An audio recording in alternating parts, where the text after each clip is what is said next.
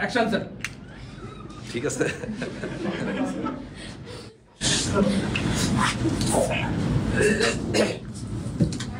এরপর আছে লাইভে লাইভে। হ্যাঁ ঠিক আছে। আচ্ছা, সবাইকে স্বাগত জানাচ্ছি আমাদের 47তম বিসিএস এর বাংলা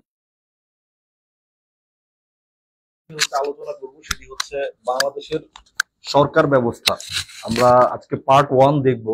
দেখি আমরা কতটুকু যেতে পারি বাংলাদেশ সরকার ব্যবস্থা পড়াশোনা করায়। আমি হচ্ছে আপনাদের সাথে আছে, আমি জুবায়ের আহমেদ।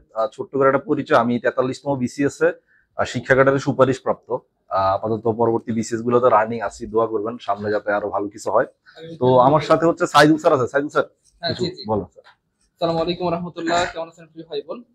আশা করি আল্লাহ সবাইকে অনেক ভালো রেখেছেন। আলহামদুলিল্লাহ, আপনাদের এই ভালো থাকার জন্য দীর্ঘস্থায়ী হয় এবং অনেক সুন্দর হয়, সেজন্য কিন্তু আমাদের এই আয়োজন। আলহামদুলিল্লাহ, আমাদের এটা কিন্তু পেইড ব্যাচের ক্লাস ছিল, কিন্তু যেহেতু আজকের ক্লাসটা অনেক বেশি গুরুত্বপূর্ণ, সেই জন্য কিন্তু আমরা সবার জন্য উন্মুক্ত করে দিয়েছি। তো যে ক্লাসটি দেখছি, আমাদের প্রথম কাজ হবে শেয়ার করে দেওয়া, শেয়ার করে ডান লিখবো, এন্ড দেন হচ্ছে আমরা আমাদের যারা প্রিয়জন রয়েছে, পরিচিত বন্ধু বান্ধব ভাই ব্রাদার, সবাইকে একটু মেনশন করে দিব যাতে আজকের এই ক্লাসটি করে তারা সবাই উপকৃত হইতে পারে। তো দ্রুত একটু শেয়ার করে ডান লিখে দিই প্রিয় ভাই বোন আমার। আর যারা আমরা ক্লাসরুমে আছি তারা অবশ্যই শেয়ার করবো না, কারণ আমাদের তো নেট নেই, আমাদের তো সারা রাত নেট থেকে এখন থাকে না, কারণ এখানে নেট। ও নেট আছে? না, আপনাদের এত সুন্দর হাসি দেখে মনে হচ্ছে নেট আছে। জব মেডিসিন কি এখানে ওয়াইফাই নেই স্যার? আছে। আচ্ছা, যাই হোক, না না, আপনারা তো অনেক ভালো, আসলে সবাই শেয়ার করছেন, দেখেন সবাই শেয়ার করে ডান লিখে দিচ্ছে, ডান ডান ডান ডান, বাট গুড। সেটা এত ভালো কেন আপনারা? আমি বুঝি না, মানে আপনাদেরকে আল্লাহ পাক কি দিয়ে বানাইছে, মেহেদি পাতলা না, এই জন্যই আপনারা এত ভালো। আচ্ছা ভাই, দ্রুত করতে হবে, আমরা কিন্তু দেরি করবো না, যেহেতু আমাদের একটা পেইড ব্যাচের ক্লাস, এবং মজার ব্যাপার হচ্ছে আজকের ক্লাস অনেক বেশি গুরুত্বপূর্ণ এবং অনেক বেশি গুরুত্বপূর্ণ এবং অনেক বেশি গুরুত্বপূর্ণ। এবং আজকের ক্লাস থেকে কিন্তু আপনি অনেক কিছু শিখতে পারবেন, বাংলাদেশের সরকার ব্যবস্থা সম্পর্কে জানতে পারবেন, এবং ভবিষ্যতে আপনি চাইলে সরকারও হতে পারবেন। ঠিক আছে, তো এই হচ্ছে ফ্যাক্ট। কি সরকার হইতে চান না? ওই যে সে হাসতেছে, ইস আমি যদি শেখ হাসিনা হইতে পারতাম, তাহলে আমি যদি শেখ হাসিনা হইতে পারতাম, তার মানে কি বলেন, I wish I were Sheikh Hasina, নাকি? আচ্ছা, হইতে পারবে, সমস্যা নেই ইনশাআল্লাহ। সবাই সবাই দ্রুত শেয়ার করে দিয়া, যারা সরকার হইতে চান, প্রকৃতপক্ষে চেয়ারম্যান হইতে চান, মেম্বার হইতে চান, এমপি হইতে চান, তারা প্রচুর শেয়ার করে দিবেন। আজকের ক্লাসে কিন্তু শেয়ার করে দেন। আজকের ক্লাসটা আসলে বিসিএস এ যারা মানে জয়েন করবে, ওরা আসলে কই কাজ কাম করবে এই ব্যাপারটা নিয়েই আসলে। আপনারাই তো সরকার, আপনারা আসলে কোন জায়গায় গিয়ে গিয়ে কি কাজ করবেন, কি দায়িত্ব আপনাদের, কি পদবি, এই ব্যাপারগুলো নিয়ে আসলে বেসিক্যালি আমরা ডিসকাস করব পুরো ক্লাসে। আর এটা জানা না থাকলে তো স্যার সে এক্স্যাক্টলি হ্যাঁ, বুঝে পড়বে। এবং এই ক্লাসটা একই সাথে আসলে বিসিএস এর ভাইবার জন্য খুব ইম্পর্টেন্ট। একদমই মানে বাংলাদেশ সরকার ব্যবস্থা নিয়ে হচ্ছে যে কোশ্চেন করা হয়, যেহেতু হচ্ছে আমাদের অ্যাডমিন ক্যাডারে যারা থাকে স্যার, ওদের যেহেতু চয়েসটা মানে ওরাই সরকার বেসিক্যালি, সো ওদের পদক্রম কি, ওরা আসলে কি কাজ করবে, কোথায় বসে না বসে, এই ব্যাপারগুলো হচ্ছে আজকের ক্লাসে পিলি যেটুকু ইম্পর্টেন্ট আমরা অতটুকুই পড়বো আর কি। ইনশাআল্লাহ। প্রিয় ভাই বোন, সবাই share done, share done, share করে ডান লিখে দেই।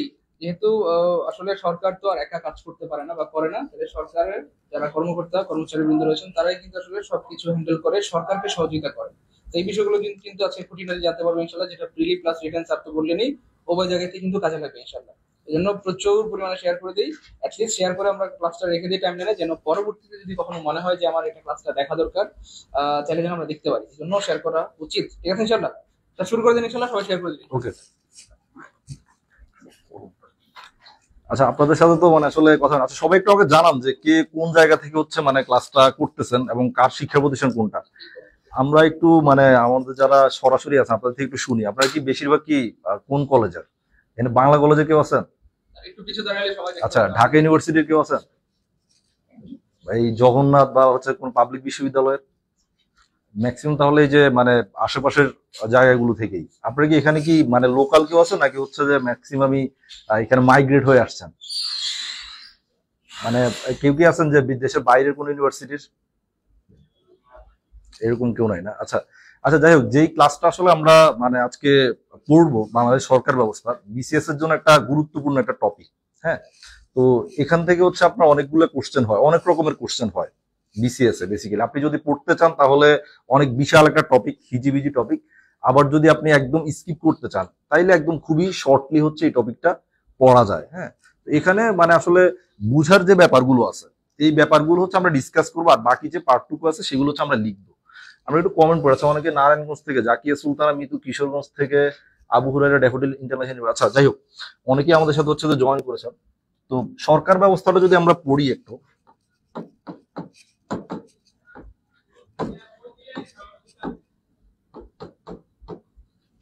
সরকার ব্যবস্থা হচ্ছে বেসিক্যালি আপনার তিনটা পার্ট বাংলাদেশের। আমরা এটা সবাই জানি যে একটা হচ্ছে ধরেন আইন বিভাগ, আইন, আর একটা হচ্ছে যে শাসন বা নির্বাহী, তারপর হচ্ছে যে বিচার বিভাগ। তো যেটা বেসিক্যালি হয়, এই ক্লাসটা হচ্ছে আপনার সংবিধানের সাথে একটু ইম্পর্টেন্ট কানেক্টেড। হ্যাঁ, এবার মানে এই 46 বিসিএস একটা কোশ্চেন আসছে যে অ্যাটর্নি জেনারেল হচ্ছে কার অধীনে কাজ করে, কোন বিভাগের অধীনে। হ্যাঁ, এখন অ্যাটর্নি জেনারেল নামটা শুনলেই কিন্তু আমাদের সবার কি আসে, মানে বিচার বিভাগ চলে আসে। এবং এইটা আসলে অনেক বই তো আপনার ভুল আনসার দেওয়া। আপনার আমি একটা বই দেখলাম যে ওখানে হচ্ছে প্রিভিয়াস ইয়ার ওই বইটাতে ভুল আনসার দেওয়া যে বিচার বিভাগ, বাট অ্যাটর্নি জেনারেল হচ্ছে যে নির্বাহী বিভাগের অধীনে কাজ করে। আপনাদের কি সংবিধান ক্লাস হয়েছে? আচ্ছা, সংবিধানের ক্লাস যদি আপনারা মানে পেয়ে থাকেন, আসলে পিলিতে অত ডিটেল পড়ানো হয় না, বাট রিটেনে আমরা যখন পড়ি অনেক ডিটেল পড়ি। তো যারা রিটেন পড়ছে ওরা এই কোশ্চেনটা ভুল করা নাই। কারণ আপনি নির্বাহী বিভাগ হচ্ছে আমাদের সংবিধানের আপনার এই যে 48 নং অনুচ্ছেদ থেকে 65 নং অনুচ্ছেদ পর্যন্ত, এই অনুচ্ছেদের অধীনে যারা আছে তারা সবাই কি নির্বাহী বা শাসন বিভাগ। এই অধীনে আছে কারা? আপনার প্রধানমন্ত্রী আছে, রাষ্ট্রপতি আছে, এখানে স্থানীয় সরকার আছে, অ্যাটর্নি জেনারেল আছে। তো ওরা হচ্ছে আপনার সবাই সরকারের মানে স্থানীয় শাসন বিভাগের অধীনে। বাট এরপর হচ্ছে আপনার আইন বিভাগ শুরু হয় 66 নং থেকে হচ্ছে আপনার এটা প্রায় 93 পর্যন্ত। তো ওখানে দেখা গেছে আপনার এই যে আইন বিভাগের ওদের কার কি কার্যাবলী, ওখানে স্পিকারের রোল আছে। তারপরে অনেকগুলো, যেমন আমাদের সংসদে হচ্ছে কিন্তু বাজেট প্রণয়ন করা হয়। আপনার পরীক্ষা যদি কোশ্চেন আসে যে বাজেট কোন মানে কোন বিভাগের অধীনে, হ্যাঁ, বাজেট কিন্তু আপনার আইন বিভাগে মানে আমাদের জাতীয় সংসদে কিন্তু প্রণয়ন করা হয়। ঠিক সেম ভাবে এরপর হচ্ছে আপনার বিচার বিভাগ, এই যে 94 থেকে হচ্ছে আপনার 116 পর্যন্ত, 117 পর্যন্ত, প্রশাসনিক ট্রাইব্যুনাল পর্যন্ত। ওই অধীনে যতগুলো হচ্ছে পার্ট আছে ওনারা কার অধীনে? বিচার বিভাগের অধীনে। তো এই ব্যাপারটা যদি আপনি খেয়াল করেন তাহলে হচ্ছে ভবিষ্যতে এই ধরনের কোনো কোশ্চেন আসলে, যেমন ধরেন স্পিকারের ব্যাপার আসতে পারে, এখন আপনার স্পিকার কত মানে কোন বিভাগের অধীনে আমরা যদি বলি, আপনি যদি সংবিধানের এই যে অনুচ্ছেদগুলো পড়েন, স্পিকার হচ্ছে আইন বিভাগের অধীনে যে অনুচ্ছেদগুলো আছে ওখানে স্পিকারের ব্যাপারটা আলোচনা করা। হ্যাঁ, এখন এই তিনটা বিভাগের আসলে কাজগুলো কি? আইন বিভাগ বেসিক্যালি যেটা করে, সংসদে আমরা যেটা দেখি যে সংসদে আইন প্রণয়ন করা, বাজেট প্রণয়ন করা, বাজেট আপনার এই যে উত্থাপন করা, এই ব্যাপারগুলো কোথায় হয়? আইন বিভাগে হয়। হ্যাঁ, এরপরে ধরেন শাসন বিভাগ। শাসন বিভাগের কাজটা হচ্ছে আইন বিভাগ যে আইনগুলো প্রণয়ন করে এই ব্যাপারগুলো হচ্ছে বাস্তবায়ন করা। আমাদের ধরেন এই অধীনে হচ্ছে আমাদের এই যে রাষ্ট্রপতি, মানে এই শাসন বিভাগের অধীনেই বেসিক্যালি, শাসন বা নির্বাহী বিভাগের অধীনেই আমাদের যে রাষ্ট্রটা আছে ওটা রান করে। ওখানে প্রধানমন্ত্রী আছে, রাষ্ট্রপতি আছে।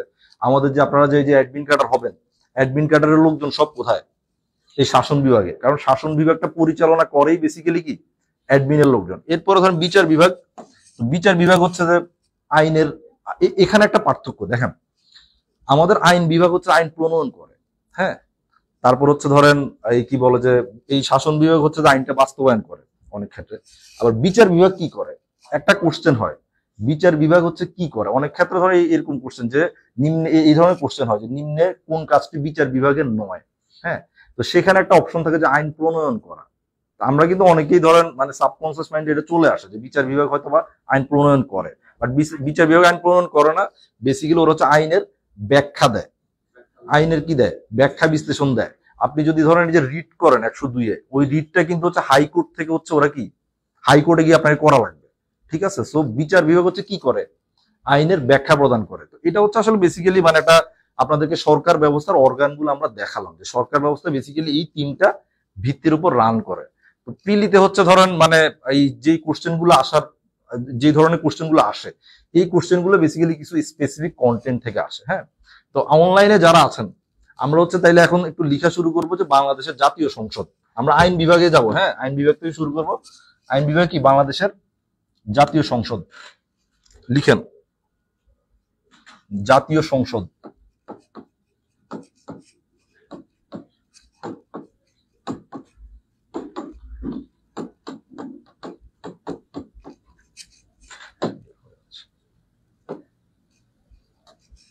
আচ্ছা, লিখছেন? মানে আমাদের সংসদ ভবন থেকে বেসিক্যালি আইন বিভাগটা কোথায়? আইন বিভাগ হচ্ছে আমাদের সংসদ ভবনে। সংসদ ভবন থেকেই হচ্ছে বেসিক্যালি আইন বিভাগ পরিচালনা লাভ করে। এখন প্রিলিতে যেখান থেকে ইম্পর্টেন্ট কোশ্চেন গুলো হয় সেটা হচ্ছে কি সংসদ ভবন। লিখেন আমাদের সংসদ ভবনের হচ্ছে ইংরেজি নাম হচ্ছে the house of the nation. House of the nation, ইংরেজি নাম হাউস অফ দি নেশন। যারা অনলাইনে আছেন ওরা লিখবেন যে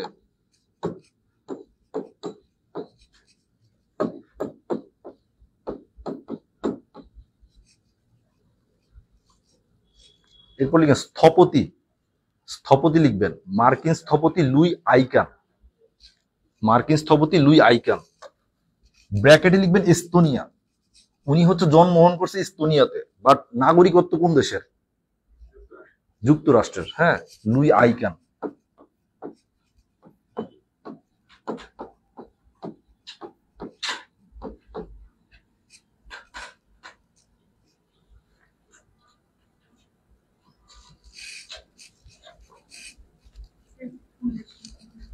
এস্তোনিয়া, উনি হচ্ছে যে আপনার মার্কিন স্থপতি, মানে একটু লিখেন যে শুরুতে মার্কিন স্থপতি লুই আইকান। হ্যাঁ, কিন্তু জন্মগ্রহণ করছে কই? এস্তোনিয়াতে। হ্যাঁ, এই কোশ্চেনটা হয় নাই, মানে অনেক ক্ষেত্রে দেখা গেছে যে ক্রিটিক্যাল কোশ্চেন করলে এই ধরনের কোশ্চেন দিতে পারে যে লুই আইকানের জন্মস্থান কোথায়, যেটা আপনার যে আপনার মুক্তিযুদ্ধ কোশ্চেন ডাব্লিউএস ওডারল্যান্ডের ইয়াতে পাবেন। ওনাকে হচ্ছে আপনার বেসিক্যালি নেদারল্যান্ডের নাগরিক ধরা হয়, বাট উনি কিন্তু জন্মাইছে অস্ট্রেলিয়াতে। এই কোশ্চেনটা নিয়ে অনেকেই হচ্ছে পিএসসি তে ভুল করে। হ্যাঁ, আচ্ছা, লুই আইকান। এরপর লিখেন জাতীয় সংসদ ভবনের আয়তন 250 একর, আয়তন 215 একর, আয়তন। যারা লাইভ ক্লাস করছে আয়তন লিখবেন 215 একর।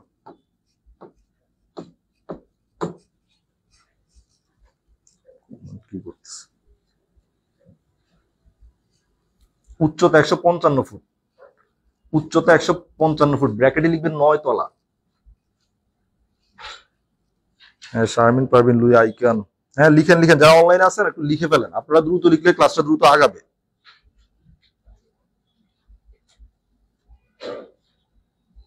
আচ্ছা, এটার মানে নির্মাণ কাজ শুরু হয় 1961 সালে, নির্মাণ কাজ শুরু।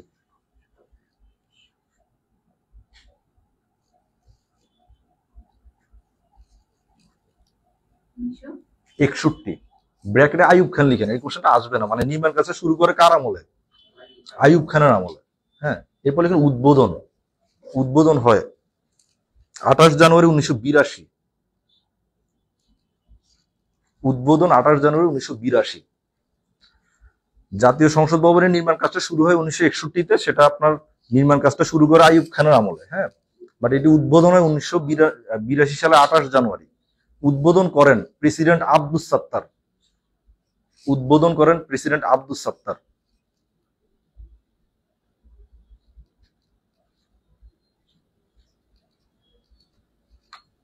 আচ্ছা, জাতীয় সংসদ মানে সংলগ্ন লেক হচ্ছে ক্রিসেন্ট লেক। এই লেকটা নিয়ে হচ্ছে অনেক কোশ্চেন আসে, এই লেকটা নিয়ে অনেক কোশ্চেন আসে। রোমানা ইসলাম বলছে আসসালামু আলাইকুম সালাম স্বাধীন। হ্যাঁ, অনেকে লিখতেছেন 1982। একটু আমরা যদি ক্লাস নোটটা লিখে ফেলি তাহলে আপনি পরে বইতে গিয়ে পড়তে আপনার খুব ইজি লাগবে, বইতে গিয়ে পড়তে আপনার কাছে সহজ লাগবে, কারণ ক্লাস নোটটা একটা ধারাবাহিক নোট, তো ওখানে যেই ব্যাপারগুলো থাকবে এগুলোই বেসিক্যালি পরীক্ষা আসে আপনাদের। আপনারা যদি ক্লাস নোট গুলো রাখতে পারেন, একটা মানে আপনার পুরা এই যে এই সিজন শেষে আপনার কাছে একটা হ্যান্ড নোট হবে, যদি পরীক্ষার আগে হচ্ছে এটা একটু রিভাইজ দিয়ে যান তাহলে বেশিরভাগ কোশ্চেন হচ্ছে ভুল করবেন না, ধরুন কমন কমন কোশ্চেন গুলো ভুল করবেন। জি জি, উদ্বোধন করে আব্দুস সাত্তার, প্রেসিডেন্ট আব্দুস সাত্তার লিখছেন। আচ্ছা, এরপর একটা ইয়া দেন যে বিদেশি অতিথির বক্তব্য, মানে জাতীয় সংসদে এখন পর্যন্ত 2 জন অতিথি বক্তব্য দিছে। বিদেশি অতিথির বক্তব্য এক নম্বরে লিখেন যুগোস্লাভিয়ার প্রেসিডেন্ট, যুগোস্লাভিয়ার প্রেসিডেন্ট জোসেফ মার্শাল টিটো। এই কোশ্চেনটা অনেক বেশি হয় যে জাতীয় সংসদে প্রথম কে বক্তব্য দেয়, মানে বিদেশি প্রথম কোন কি বলে যে প্রেসিডেন্ট বা প্রধানমন্ত্রী বক্তব্য দেয়, তিনি হচ্ছে যুগোস্লাভিয়ার প্রেসিডেন্ট জোসেফ মার্শাল টিটো।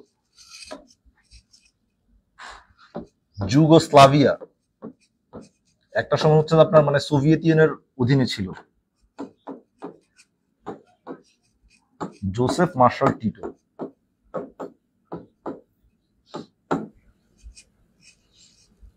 আচ্ছা, 2 নাম্বার লিখেন ভিভি গিরি, ভারতের প্রেসিডেন্ট ভিভি গিরি 2 নাম্বার। প্রথমে দিছে কিন্তু কে? জোসেফ মার্শাল টিটো, আর 2 নাম্বার হচ্ছে যে ভিভি গিরি, ভিভি গিরি।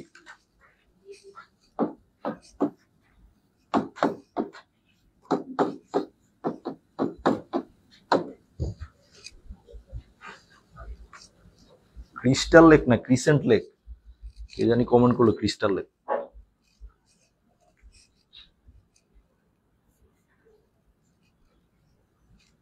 আচ্ছা, স্বাধীনতার পূর্বে হচ্ছে আপনার মানে আমাদের যে আইনসভাটা আছে, এখন এই আইনসভাটা তো ধরেন 1982 সালের 18 জানুয়ারি উদ্বোধন করছে, তো তার মানে এর আগে অবশ্যই আরো আইনসভা ব্যবহৃত হইতো। হ্যাঁ, এটা কি আপনারা কেউ জানেন যে মানে স্বাধীনতার পূর্বে আমরা যখন স্বাধীন হই নাই, যখন পূর্ব পাকিস্তান ছিলাম, তখন কোথায় আইনসভাটা ছিল? জগন্নাথ হল, ঢাকা ইউনিভার্সিটি। এটা একটু লিখেন যে পূর্ব বাংলার আইনসভা ছিল জগন্নাথ হল, ঢাকা বিশ্ববিদ্যালয়। পূর্ব বাংলার আইনসভা ছিল জগন্নাথ হল, ঢাকা বিশ্ববিদ্যালয়।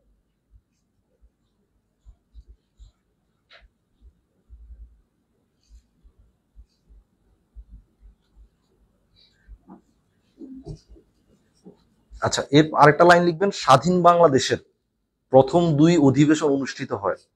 স্বাধীন বাংলাদেশের প্রথম 2 অধিবেশন অনুষ্ঠিত হয়।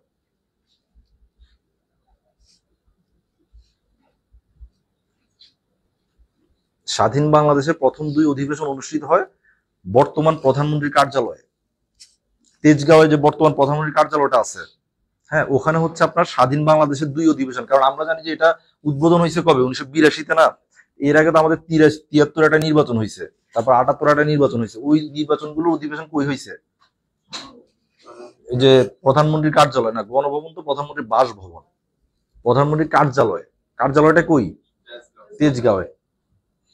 আচ্ছা, ভিভিগিরি কোন দেশে? ভিভিগিরি হচ্ছে যে ভারতের। ভারতের ভিভিগিরি ভারতের। যারা অনলাইনে আছেন, ভিভিগিরি হচ্ছে ভারতের। যুগোস্লাভিয়া হচ্ছে আপনার একটা সময় হচ্ছে রাশিয়ার অন্তর্ভুক্ত ছিল। হ্যাঁ, এই যে ইউক্রেন আছে না, ওরা সব মানে যুগোস্লাভিয়াতেই ছিল। এরপরে যুগোস্লাভিয়া আবার রাশিয়া যখন ভাঙে 91-তে, পরে হচ্ছে ওই সময়টাতে যুগোস্লাভিয়া ভাঙে। বর্তমানে যে সার্বিয়া, বসনিয়া, এই দেশগুলো হচ্ছে যুগোস্লাভিয়া থেকে বের হয়েছে। এগুলো হচ্ছে আপনি ইন্টারন্যাশনালে পড়বেন আর কি। ওকে, আচ্ছা, এরপর লিখেন জাতীয় সংসদে আসন বিন্যাস।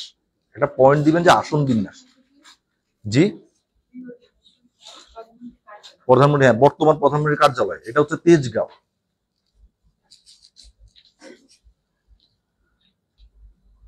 হাফেজ শফিউল ইসলাম বলছে পূর্ব বাংলা আইনসভা জগন্নাথ হল। ঠিক আছে। আচ্ছা, আসন বিন্যাস লিখছি আমরা। 1 নং আসন পঞ্চগড়, তারপর 300 নং আসন কই? বান্দরবান। একটু লিখেন। হ্যাঁ, প্রথম আসন হচ্ছে যে পঞ্চগড়ে। এগুলো কোশ্চেন হয়, মানে ধরেন এগুলো তো জানার কথা আপনাদের। অনেক ক্ষেত্রে কোশ্চেন হয় জাতীয় সংসদে 1 নাম্বার আসনটা কই। হ্যাঁ, এরপর আবার কোশ্চেন হচ্ছে 300 নাম্বার আসনটা কই।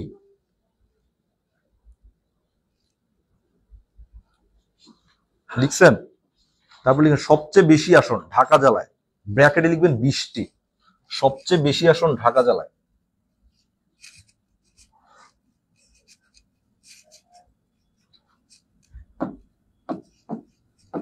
ঢাকাতে হচ্ছে সবচেয়ে বেশি আসন 20টি। আচ্ছা, এটা একটু লিখে রাখেন যে পার্বত্য 3 জেলায় 1টি করে আসন। পার্বত্য 3 জেলায় কয়টি করে? 1টি করে। অনেক ক্ষেত্রে কোশ্চেন আসে, ধরেন নিচের কোন জেলায় মাত্র 1টি আসন, কিন্তু ওখানে দেখা গেছে পার্বত্য জেলাগুলো, অথবা নিচের কোন জেলায় মানে 1-এর অধিক আসন, ওখানে 3টে অপশন দিল কি পার্বত্য 3টা জেলা, বাকিগুলো হচ্ছে আপনার অন্য একটা জেলা দিল।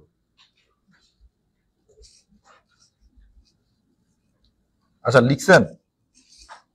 আচ্ছা, এরপরে লিখেন যে সংসদে মানে সংসদ সদস্যদের বসার আসন 354টি। সংসদ সদস্যরা যে বসে না সংসদে, ওখানে কিন্তু সদস্য কয়জন? 350 জন। আমরা কিন্তু, আচ্ছা, এটা আমি লিখাই নাই, আপনারা হচ্ছে যে চাইলে লিখতে পারেন। জাতীয় সংসদে মোট সংসদ সদস্য কতজন? 350। এই অনলাইনে যারা আছেন বলেন তো, মানে নির্বাচিত সদস্য কতজন? 300 জন। আর বাকি 50 জন সংগঠিত মহিলা আসন। সো এই কোশ্চেনটা হচ্ছে একটু খেয়াল করবেন। ধরেন পরীক্ষা অনেক ক্ষেত্রে এরকম আসে যে জাতীয় সংসদে নির্বাচিত প্রতিনিধি কতজন।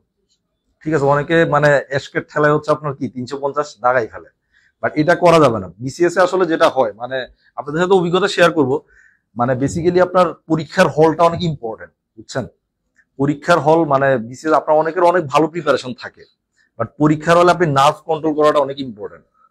কয়টা দাগাবেন, আপনি কোন সিচুয়েশন আসলে দাগাবেন, কত মিনিটে দাগাইতে পারবেন, এই ব্যাপারগুলো জানাটা তো ইম্পর্টেন্ট। অনেকেই যাদের ফার্স্ট প্রিলিতে যেটা প্রবলেম হয়, অনেকেই মনে করে যে 200টা কোশ্চেন, ধরো আপনি যখন মডেল টেস্ট দেন তখন কিন্তু এত টাইম লাগে না।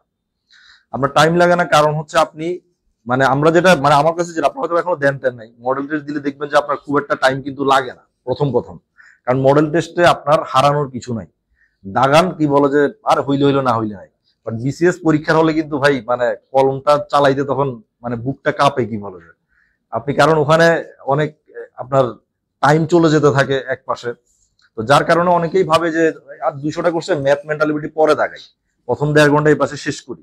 বাট যখনই আপনি ম্যাথ মেন্টালিটিতে যাবেন, ধরেন লাস্টে যারা রাখে, যারা বোকামি করে আর কি, তখনই মাথার উপর চাপ পড়ে। আপনার পরীক্ষার হলে যদি মানে লাস্ট মোমেন্টে এরকম হয় যে মানে আপনাকে প্রশ্ন উল্টানো লাগতেছে, আরে কি বলে যে এই পাশে যাই ওই পাশে যাই, তাহলে মনে করবেন যে আপনার মানে পরীক্ষা ভালো হয় নাই, সত্যি কথা। কারণ আপনি এরকম, আপনি যদি একদম নার্ভ ধরে যে 3-4 মিনিট আগেও মানে খুব ইজিলি আর একটা দাগাবো কিনা এভাবে যদি যেতে পারেন, তাইলে আপনার পরীক্ষা ভালো হতে পারে। কিন্তু না হয় আপনি এই যে তাড়াহুড়োর মধ্যে লাস্টে যেগুলো দাগাবেন, দেখবেন যে অনেকগুলো মনে করছেন যে দাগাবেন, দাগায় আসতে পারেন নাই। ঠিক আছে, এই ব্যাপারগুলো হয়। তো যার কারণে এই টেকনিক গুলো হচ্ছে আপনারা মডেল টেস্ট দিতে দিতে এরপরে শিখবেন। আপনারা তো এখনো মানে মাত্র প্রিপারেশনটা শুরু করছেন। আপনারা কি কেউ 46 বিসিএস প্রিলি দিচ্ছেন? কেমন হয়েছে? কত থাকতেছে? 110-এর উপরে কারো থাকে? আচ্ছা, 110-এর উপরে থাকে না? না, এবারে কোশ্চেন একটু কঠিন, মানে আগের তুলনায় একটু কঠিন কোশ্চেন। এবং পিএসসি হচ্ছে আপনারা যদি 45-এর রিটেন কোশ্চেন দেখেন, ওই রিটেন কোশ্চেনটাও অনেক সৃজনশীল কোশ্চেন। এখন যদি ধরেন একটু বেসিক ডেভেলপমেন্ট না করেন, সত্যি কথা ভাই, আপনি পড়াশোনা করতে পারবেন যে ধরেন আগামী এই যে 2-1 বছর আপনারা এখানে ভর্তি হয়েছেন, তো এখন আপনি এফোর্ট দিতে পারবেন। কিন্তু একটা সময় গিয়ে আর এই মানে এফোর্টটা হচ্ছে আর দিতে পারবেন না। ফ্যামিলি প্রেশার আসবে, আপুদের অনেকে দেখা গেছে বিয়ে শাদী নিয়ে কথাবার্তা হবে, অনেক ঝামেলা আসে মেন্টালি। এই লাইনে আপনি হচ্ছে মানে টিকে থাকাটা, এই যে বেকারত্বের এই সময়টাতে টিকে থাকাটা অনেক ইম্পর্টেন্ট, মানে মাঠে টিকে থাকাটা। অনেকেরই অনেক সমস্যা আসে আর কি, জাগতিক সমস্যা। তো আপনারা যেহেতু এখনই মাত্র গ্রাজুয়েশন কমপ্লিট করছেন অনেকে, প্লাস এই লাইনটাতে যেহেতু কোচিং এ ভর্তি হয়েছেন, তার মানে বোঝা যাচ্ছে যে আপনারা টাইম দিতে পারবেন। তো এই সময়টা হচ্ছে যে দেন টাইমটা। হুম, আমরা হচ্ছে কিভাবে আপনি পরে মানে পরের ইয়াগুলোতে একটু লিখি, আরো কি বলে একটু লিখেন, এরপরে লিখেন আপনার কি বলে জাতীয় সংসদে যে দর্শকদের জন্য আসন, দর্শকদের জন্য 430টি, এই কোশ্চেনটা আসছে অনেক জায়গায়। দর্শকদের জন্য, হ্যাঁ, মানে সংসদ সদস্যরা তো বসে, ওদের জন্য 354টা আসন, মানে চেয়ার আর কি। সদস্যরা যারা বসে না, ওখানে চেয়ার কয়টা? 354টা। আবার 350 জায়গায় দিয়ে আসেন না, মানে এটা হচ্ছে বসার আসন। মানে এমনিতে সংসদ আসন কয়টা? 350। নারীদের সহ ধরলে 350, বাট নারী ছাড়া কয়টা? 300টা। কিন্তু দর্শকদের জন্য ধরো আপনি কিন্তু সংসদে চাইলে আপনি এই যে আপনার সংসদ সদস্যের অনুমতি নিয়ে আপনি অধিবেশন দেখতে যেতে পারবেন, সংসদে এই সিস্টেম আছে। হ্যাঁ, ওখানে দর্শকদের জন্য 430টা আসন আছে। কয়টা? 430টা আসন। তো কেউ যদি চান যে জাতীয় সংসদ অধিবেশন দেখবেন, চাইলে অ্যাপ্লাই করে যাইতে পারেন। আপনার এই যে এলাকার মন্ত্রী একটু এমপির একটু সুপারিশ লাগে, অথবা ওখানে যোগাযোগ করলেও হয়তো বা আপনি যদি ওখানকার কারো এই অনুমতি নিতে পারেন, তাহলে দেখা যায় এলাকার। ওকে, মানে জাতীয় সংসদ নিয়ে হচ্ছে আপনার এই ব্যাপারগুলোই হচ্ছে বেসিক্যালি পরীক্ষা আসে। সাংবাদিকদের আসন ওটা লাগে না, এটা আসে না। 40টা আছে মনে হয় সাংবাদিকদের আরো অনেকেরই আসন আছে, এগুলো পরীক্ষা আসা। বোধহয় হাবিজাবি হচ্ছে মাথায় রাখেন না, যে দুইটা বলছি এই দুইটাই হচ্ছে কি পরীক্ষায় আসে। আচ্ছা, এরপরে একটু লিখেন যে জাতীয় সংসদের নেতা হচ্ছে প্রধানমন্ত্রী। সংসদ নেতা প্রধানমন্ত্রী। সংসদের সভাপতি হচ্ছে যে স্পিকার। হ্যাঁ, সংসদের অভিভাবক হচ্ছে রাষ্ট্রপতি। এই কনফিউশনটা একটু লিখে রাখেন।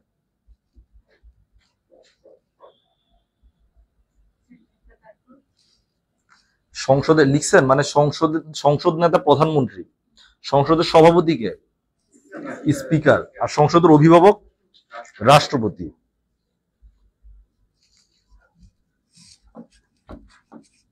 এরপরে লিখেন বিল। আইনের খসড়াকে বিল বলা হয়। আইনের খসড়া প্রস্তাবকে বিল বলা হয়।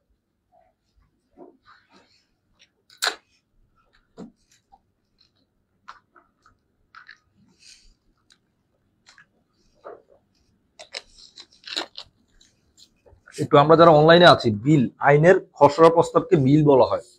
বিল দুই প্রকার।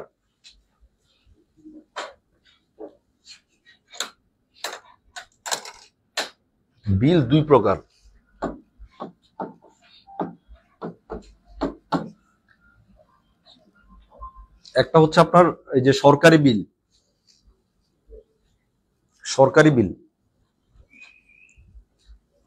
পাশে একটু লিখবেন যে মানে মন্ত্রীদের উত্থাপিত বিল।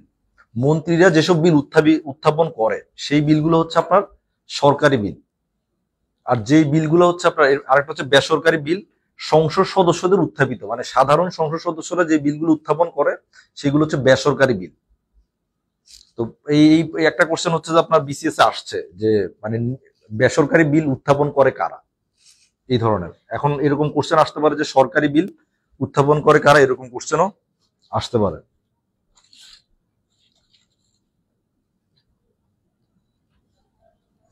আচ্ছা, এরপর একটা লাইন লিখে সংসদের বেসরকারি দিবস বৃহস্পতিবার।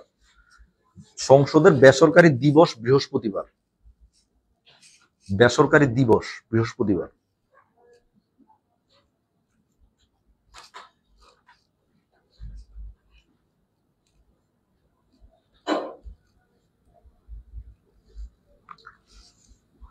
আচ্ছা, বেসরকারি দিবস বলতে আপনার সংসদে অন্য দিনগুলোতে সবসময় হচ্ছে সরকারের যে কাজ এগুলোই প্রাধান্য দেওয়া হয়, বাট বেসরকারি তো হচ্ছে আপনার কাজ কাম আছে রাষ্ট্রের, বেসরকারি প্রতিষ্ঠানের অনেক কাজ আছে না, এই কাজগুলো আপনার করা হয় কোন দিন? বৃহস্পতিবারে। এই জন্য এটাকে বেসরকারি দিবস বলা হয়। তো এই ডেটটা নিয়ে হচ্ছে একটা কোশ্চেন আসছে প্রিভিয়াস ইয়ারে যে বেসরকারি জাতীয় সংসদে বেসরকারি দিবস কোনটি, এটা হচ্ছে আপনার বৃহস্পতিবারে। কারণ ওই দিন হচ্ছে কি বেসরকারি যেসব প্রতিষ্ঠান আছে, বেসরকারি যেসব নিয়ম নীতি আছে, এই ব্যাপারগুলো নিয়ে ওই দিন সংসদে আলোচনা করা হয়, এগুলোর প্রায়োরিটি দেওয়া হয় ওই দিন, এই জন্য। আচ্ছা, আমরা হচ্ছে তাহলে মানে আইন বিভাগ সম্পর্কিত মোটামুটি এই জায়গাগুলো থেকে আপনাদের কোশ্চেন আসে আইন বিভাগের। কারণ আইন বিভাগের হচ্ছে বাকি যেটা আপনারা পড়বেন এটা হচ্ছে যে সংসদে, এই আপনাদের সংবিধানে। হ্যাঁ, কারণ সংবিধান টোটাল পুরোটাই ধরেন আইন বিভাগের একটা ব্যাপার। ওখানে হচ্ছে আপনি পরবর্তীতে আইন বিভাগের কার্যাবলী বা হচ্ছে গুরুত্বপূর্ণ ধারাগুলো পড়লেই হয়। ঠিক আছে, তো আইন বিভাগ নিয়ে হচ্ছে আমরা এতটুকু। এরপর আমরা যাই নির্বাহী বিভাগে। নির্বাহী বা শাসন বিভাগে যাব।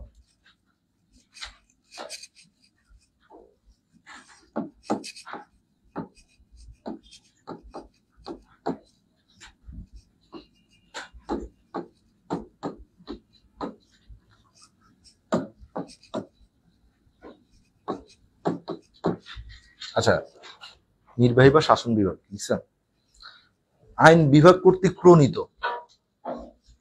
আইন বিভাগ কর্তৃক প্রণীত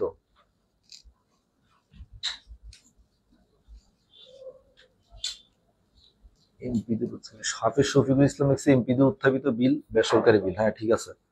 আচ্ছা, আইন বিভাগ কর্তৃক প্রণীত আইন প্রয়োগ করে, আইন বিভাগ কর্তৃক প্রণীত আইন প্রয়োগ করে শাসন কার্য পরিচালনা করে নির্বাহী বিভাগ।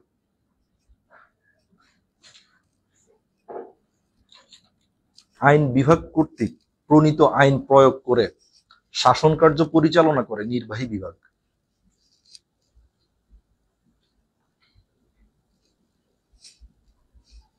আচ্ছা, লিখছেন। তারপর রাষ্ট্রপ্রধান, সরকার প্রধান, রাষ্ট্রপ্রধান, সরকার প্রধান, মন্ত্রী পরিষদ ও সচিবালয়ের কর্মকর্তাদের নিয়ে নির্বাহী বিভাগ গঠিত। রাষ্ট্রপ্রধান, সরকার প্রধান, মন্ত্রী পরিষদ ও সচিবালয়ের কর্মকর্তাদের নিয়ে নির্বাহী বিভাগ গঠিত। মানে বেসিক্যালি একদম নির্বাহী বিভাগটাই আসলে আমাদের যে আমরা গভর্নমেন্টটাকে দেখি, এটা বেসিক্যালি আপনার কাজটা করেই নির্বাহী বিভাগ। সবাই এখানে অন্তর্ভুক্ত। সরকার প্রধান, তারপর রাষ্ট্রপ্রধান, হ্যাঁ, এরপর মন্ত্রী পরিষদ, তারপর হচ্ছে যে ওই যে সচিবালয়ের প্রশাসনিক লোকজন।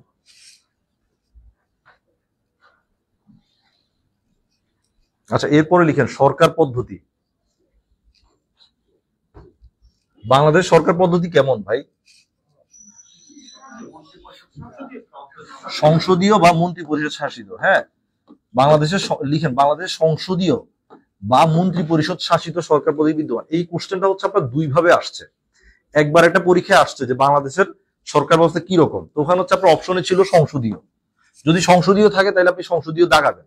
বাট আরেকবার আসছে সেম কোশ্চেন, ওখানে সংসদীয় ছিল না, ওখানে কি ছিল অপশনে? মন্ত্রী পরিষদ শাসিত। আপনি হচ্ছে তাইলে কি লিখবেন তখন? মন্ত্রী পরিষদ শাসিত। তাহলে একটু লিখে দেন বাংলাদেশ সরকার পদ্ধতি মন্ত্রী পরিষদ শাসিত বা এই যে সংসদীয় সরকার ব্যবস্থা বিদ্যমান।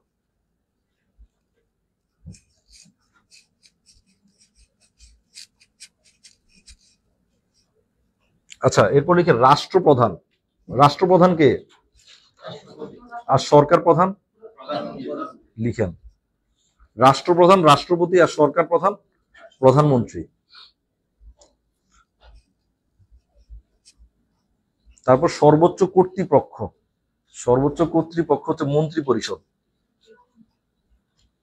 সর্বোচ্চ কর্তৃপক্ষ মন্ত্রী পরিষদ।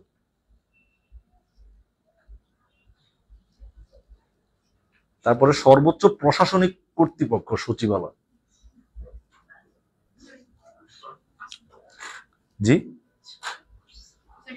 আচ্ছা, সর্বোচ্চ কর্তৃপক্ষ ওটা হচ্ছে আপনার মন্ত্রী পরিষদ, আর সর্বোচ্চ প্রশাসনিক কর্তৃপক্ষ হচ্ছে আপনার সচিবালয়, মানে আমলাবর্গ। আপনার আমলাবর্গ লিখতে পারেন, বা সচিবালয় যারা থাকে আর কি। সচিবালয় তো কারা থাকে? আমলারাই থাকে আর কি। লিখছেন? কোথায় গিয়ে আটকাইছেন দেখি?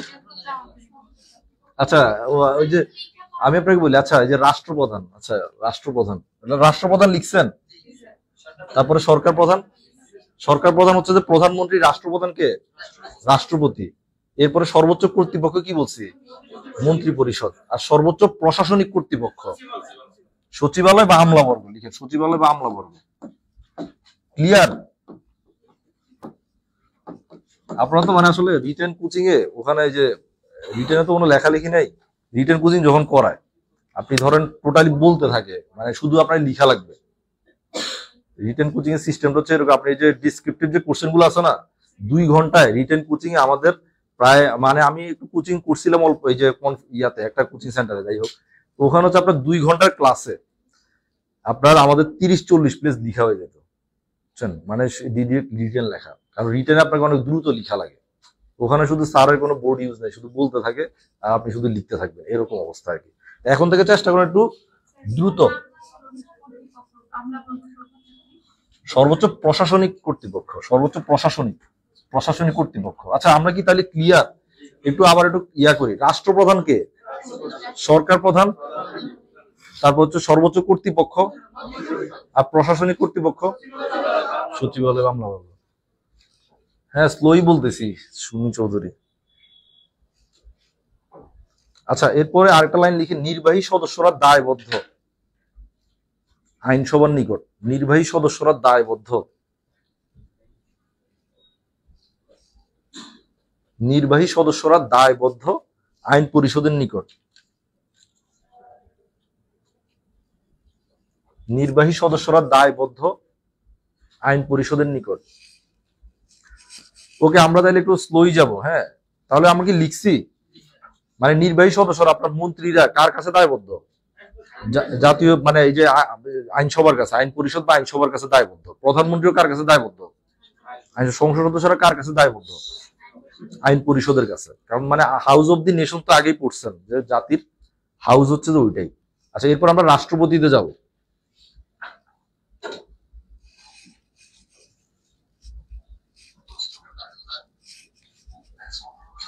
রাষ্ট্রপতি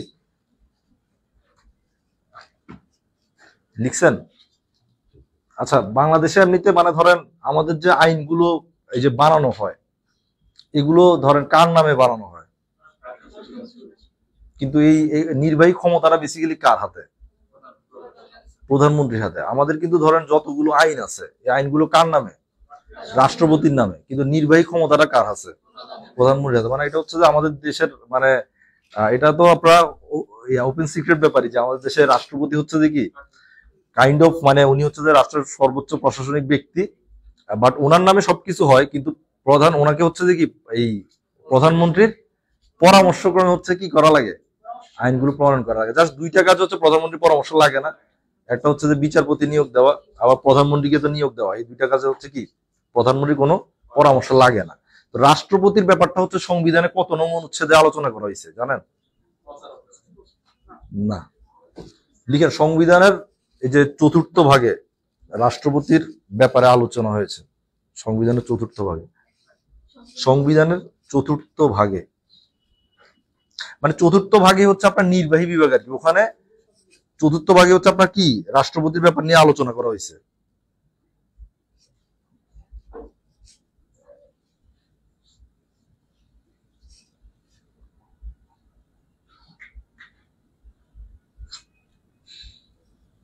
আচ্ছা, রাষ্ট্রপতি নির্বাচিত হন কাদের ভোটে? সংসদ সদস্যদের ভোটে। লিখেন এটা অনেকে ভুল করে। বর্তমান রাষ্ট্রপতির নাম কি লিখা লাগবে? কি নাম রাষ্ট্রপতির? সাউদ চুপ্পু। আচ্ছা, কততম রাষ্ট্রপতি উনি? 24তম। কিসের 21তম ভাই? দেখছেন আপুরা পারে কি বলে, আপনারা তো আসলে।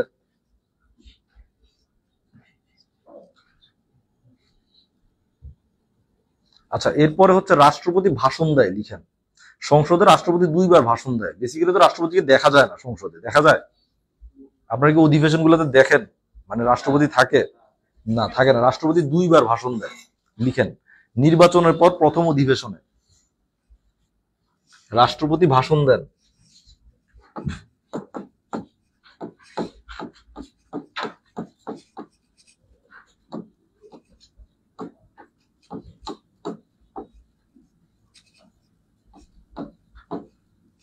একবার হচ্ছে নির্বাচনের পরে, নির্বাচনের পরে প্রথম অধিবেশনে।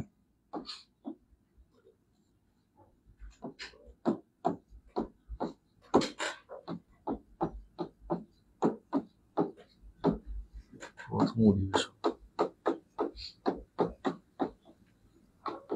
আচ্ছা, নির্বাচনের পরে প্রথম অধিবেশনে। তারপর আরেকবার হচ্ছে বছরের প্রথম অধিবেশনে। বছরের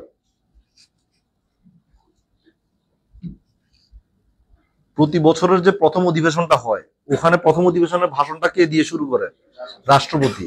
আবার হচ্ছে আপনার নির্বাচনের পরে যে প্রথম অধিবেশন, সেখানে ভাষণটা কে দেয়? রাষ্ট্রপতি দেয়। আচ্ছা, এরপরে একটা লাইন লিখেন, রাষ্ট্রপতির পদ শূন্য হওয়ার সাথে সাথে স্পিকারের পদ শূন্য হয়। রাষ্ট্রপতির পদ শূন্য হওয়ার সাথে সাথে স্পিকারের পদ শূন্য হয়।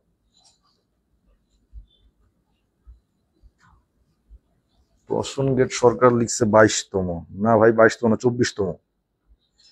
রাষ্ট্রপতির পদ শূন্য হওয়ার সাথে সাথে স্পিকারের পদ শূন্য হয়, লিখেন। কারণটা কি? কারণ হচ্ছে রাষ্ট্রপতি যদি হচ্ছে কোনো কারণে ওনাকে যদি অপসারণ করা হয়, পরে রাষ্ট্রপতি কি হবে? স্পিকার। আমাদের সংবিধান অনুযায়ী যদি রাষ্ট্রপতি কোনো কারণে ওনাকে অপসারণ করা হয়েছে বা ওনাকে হচ্ছে আপনার পদচ্যুত করা হয়েছে অথবা উনি পদত্যাগ করছেন, তাহলে ওনার স্থলাভিষিক্ত ইনস্ট্যান্ট কে হবেন? স্পিকার। তার মানে রাষ্ট্রপতি যদি হচ্ছে আপনার ওনার পদ যদি খালি হয়, তাহলে অটোমেটিক কার পদ খালি হবে? স্পিকারের পদ খালি হবে। তাহলে এরপর, হ্যাঁ, এরপর হচ্ছে আরেকজনকে স্পিকার কি করা হবে? নিয়োগ দেওয়া হবে। ঠিক আছে। আচ্ছা, পদাধিকার এরপরে লিখেন। জি, না না না, অস্থায়ী রাষ্ট্রপতি হিসেবে আর কি। মানে আপনার রাষ্ট্রপতি শূন্য, ভাই রাষ্ট্র থাকবে কেন? বোঝেন নাই? রাষ্ট্রপতি শূন্য কি থাকবে না? রাষ্ট্র থাকবে না। এজন্য হচ্ছে রাষ্ট্রপতি যদি কোনো কারণে ধরেন উনি যদি পদচ্যুত হন, ওনাকে যদি অভিশংসন করা হয়, তাহলে ওনার জায়গায় ইনস্ট্যান্ট কে আসবে? স্পিকার আসবে। মানে এটা হচ্ছে আমাদের যে রুলস অফ প্রিসিডেন্স, যেটা আছে পদক্রম মর্যাদা আছে না বাংলাদেশের, ওই পদক্রম মর্যাদা রাষ্ট্রপতি মর্যাদা 1 নম্বরে, 2 নম্বরে পদের মধ্যে, কিন্তু 3 নম্বরে কে? স্পিকার। ঠিক আছে। তো রাষ্ট্রপতির পরে তাহলে যদি রাষ্ট্রপতি যদি ধরেন অপসারিত, তাহলে কে আসবে? স্পিকার আসবে। তাহলে পোস্টটা খালি হইতেছে কার? স্পিকারের। এরপর হচ্ছে আপনি স্পিকার একজন নিয়োগ দেন, ওটা অসুবিধা নেই। যারা গভর্নমেন্ট থাকবে ওরা হচ্ছে কি করবে? স্পিকার একজন নিয়োগ দিবে। আমরা কি অনলাইনে ব্যাপারটা, যারা অনলাইনে আছেন, আমরা কি ব্যাপারটা ক্লিয়ার? ওকে। আচ্ছা, এরপরে লিখেন, পদাধিকার বলে প্রধান। রাষ্ট্রপতি যেসব সংগঠনের পদাধিকার বলে প্রধান আর কি। পদাধিকার বলে প্রধান সকল প্রাইভেট ও পাবলিক বিশ্ববিদ্যালয়। পাবলিক বিশ্ববিদ্যালয় প্রধান কে? উপাচার্য কিন্তু ভাই আছে, উপাচার্য কিন্তু প্রধান না। মানে সে হচ্ছে এমনি নির্বাহী প্রধান, বাট একদম প্রধান কে? কারণ উপাচার্য পদের উপরে পোস্টটা কি? আচার্য। ঠিক আছে। এটা আমরা অনেকে হয়তো বা মানে জানি না আর কি। আচার্য কে হন? রাষ্ট্রপতি। তারপরে সশস্ত্র বাহিনীর সর্বাধিনায়ক। সশস্ত্র বাহিনীগুলোর সর্বাধিনায়ক কে? রাষ্ট্রপতি।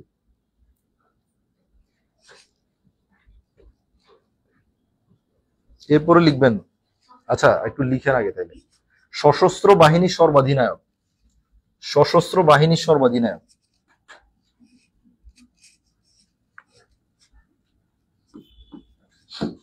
এরপরে রেড ক্রিসেন্ট।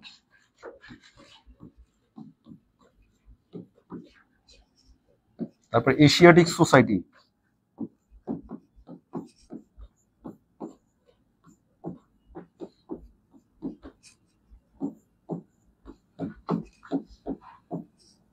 এরপর হচ্ছে আপনার স্কাউট,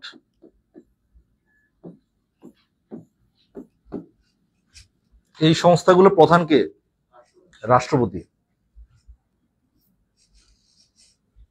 আচ্ছা মাসুদ রানা বলছে ক্লিয়ার, তারপরে রহমান খাদিজা ক্লিয়ার, তাফান্নুস তোয়া, কি নাম রে ভাই। আচ্ছা লিখছি আমরা এগুলা। এরপরে যারা লিখছেন তারা একটু আগাবেন। রাষ্ট্রপতির বাসভবন, রাষ্ট্রপতির বাসভবন নাম কি? নাকি গণভবন? শিওর তো? লিখেন বঙ্গভবন। এটা কিন্তু অনেক কনফিউজিং একটা ব্যাপার, অনেক ক্ষেত্রে আপনি অপশন দেখে এটা মানে আমি নিজেও প্রথম দিকে কনফিউজড হয়ে যেতাম। বাট রাষ্ট্রপতির বাসভবনের নাম কি? বঙ্গভবন। একটু লিখেন তাহলে, রাষ্ট্রপতির বাসভবন বঙ্গভবন। আচ্ছা এগুলো লিখছেন?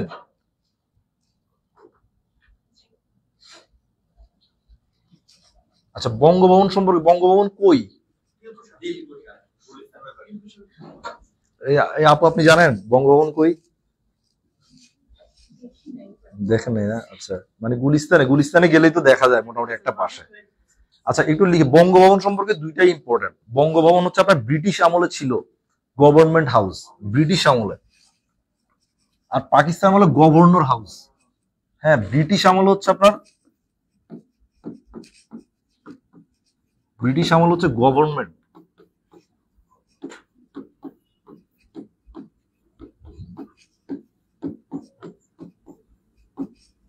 আর পাকিস্তান আমল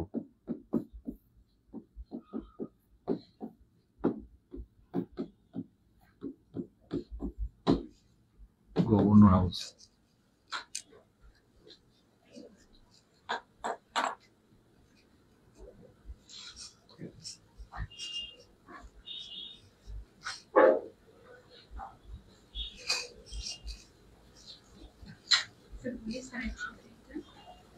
জি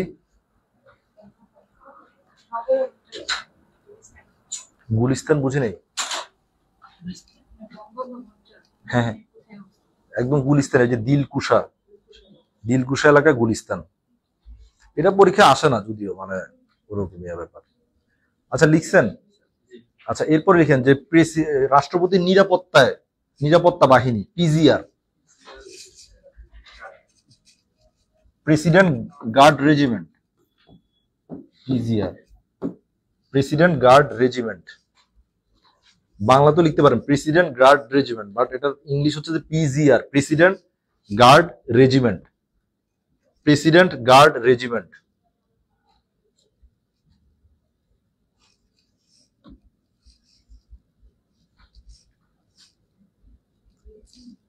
প্রেসিডেন্ট গার্ড রেজিমেন্ট। আচ্ছা রাষ্ট্রপতি হইতে হইলে ন্যূনতম কত বয়স লাগে? শিওর তো? নাকি 25? প্রধানমন্ত্রী হচ্ছে 25 আর রাষ্ট্রপতির কত? 35 বছর লাগে। এটা একটু লিখেন, লিখেন লেকচারে যত আছে লিখে ফেলেন। আর শপথ নেন কার কাছে? স্পিকার কাছে। এটা লিখেন যে শপথ স্পিকারের কাছে, আর ন্যূনতম কত বয়স লাগে? 35।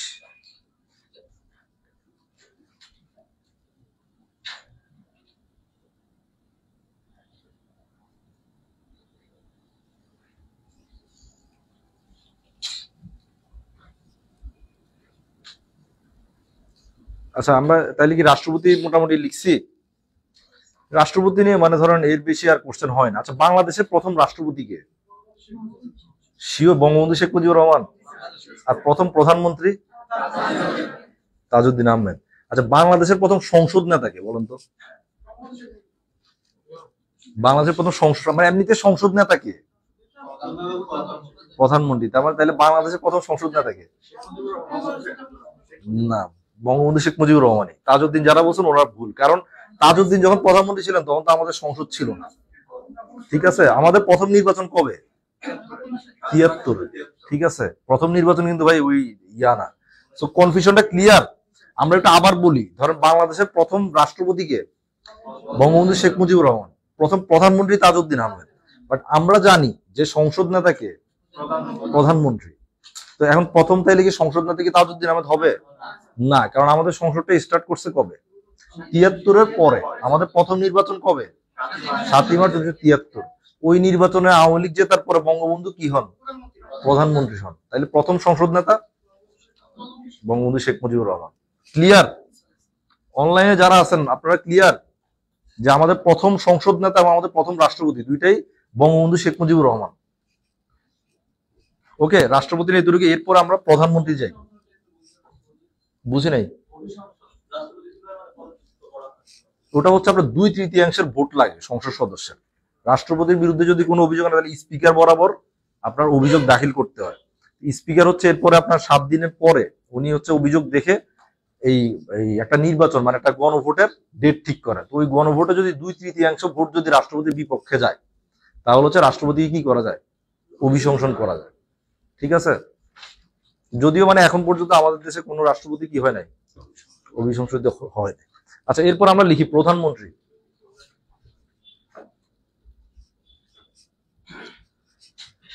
প্রধানমন্ত্রী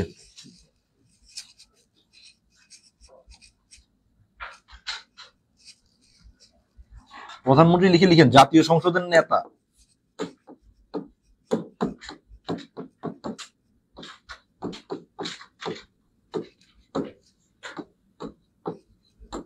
তারপরে সরকার প্রধান।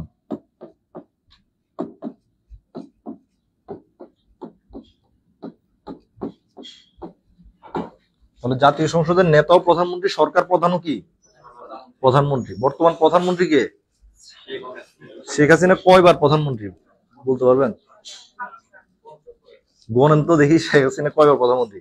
96-তে একবার, 96, 2008, 14, তারপরে 19, 24। ঠিক আছে, কয়বার তাহলে? 5বার। মধ্যখানে তো আর ছিল না, ছিল না কি বলা যায়। শেখ হাসিনা 5বারই। আচ্ছা, ওনার নাম আর না বলি আমরা, কি বলা যায়। আচ্ছা, তার আচ্ছা প্রধানমন্ত্রীর বয়স কত হইতে হয়? আর শপথ নেয়? শপথ নেয় কার কাছে? স্পিকারের কাছে শপথ নেয়। আচ্ছা, না, প্রধানমন্ত্রীর ব্যাপারটা একটু ডিফারেন্ট। প্রধানমন্ত্রীর অনেকবার শপথ নেওয়া লাগে। সংসদ সদস্য হিসেবে প্রধানমন্ত্রীর শপথ নেয় কার কাছে? স্পিকারের কাছে। বাট প্রধানমন্ত্রী হিসেবে কার কাছে? রাষ্ট্রপতির কাছে। কারণ রাষ্ট্রপতি প্রধানমন্ত্রী, আমরা এর আগে পড়ছি 2টা কাজ, যে বিচারপতি এবং প্রধানমন্ত্রী নিয়োগ দেয় কে? রাষ্ট্রপতি। ওই দুজনকে হচ্ছে আপনার শপথ প্রদান হচ্ছে রাষ্ট্রপতি। একটু লেখা দিলে, তাহলে প্রধানমন্ত্রী হইতে হলে ন্যূনতম কত বছর হওয়া লাগে? আর সংসদ সদস্য হইতে হইলে 25 বছর। দুইটাই একই। তাহলে আমাদের সংসদ সদস্য হইতে হইলে কত বছর হওয়া লাগে? আর প্রধানমন্ত্রী হইতে হইলে লিখেন তাইলে।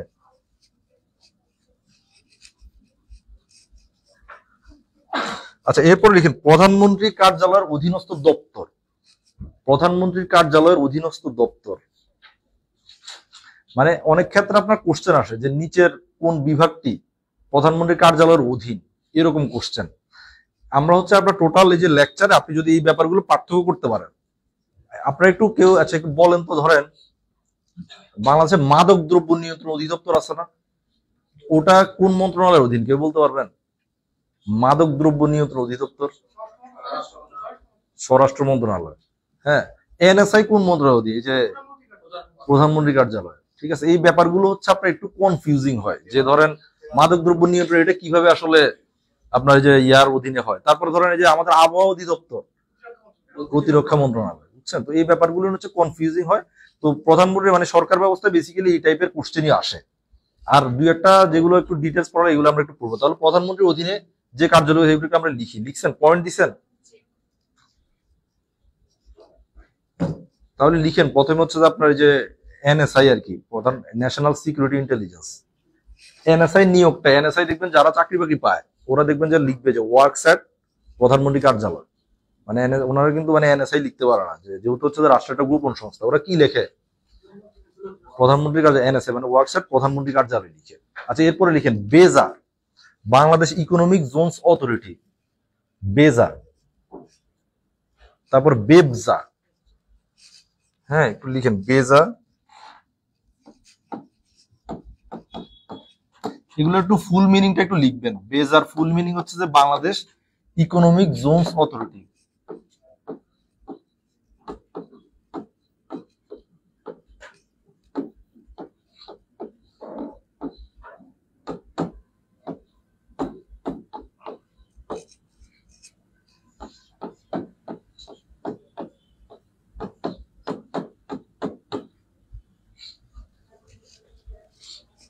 তারপরটা হচ্ছে আপনার বেবজা।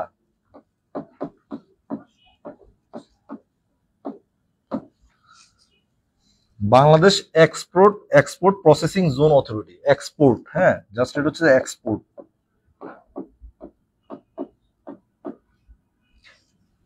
Export processing zones authority.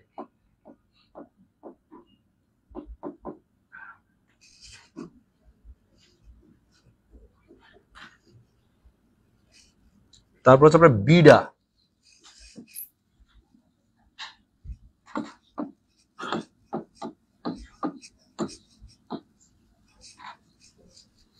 Bangladesh investment development authority. Bangladesh investment development authority. Investment.